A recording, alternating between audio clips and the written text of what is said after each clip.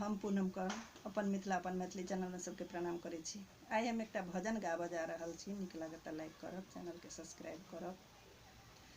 मन तू सौदा कर ले राम नाम के हाट में, लागल चोरबा बाट में ना।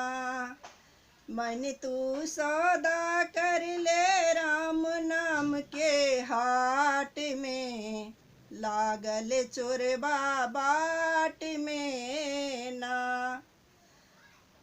तो हर हर लक ज्ञान की गठरी, नैया अटकल भव सागर के घाट में, लागल चोरबा बाट में ना।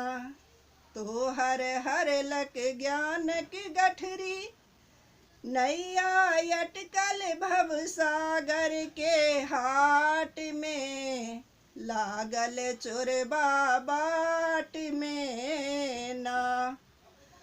कलयुग जोग जाप सब फीका, केवल राम नाम धुननी का।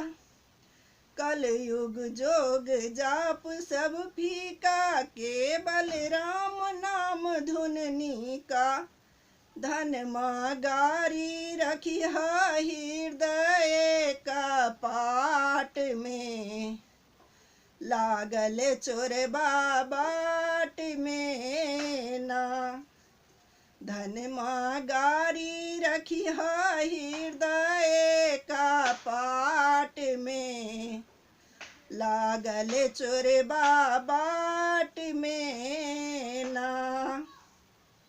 अब तू की सोचै छे मन में, तन से निकाली जाए तो परन माँ। अब तू की सोचै छे मन में, तन से निकाली जाए तो परन माँ।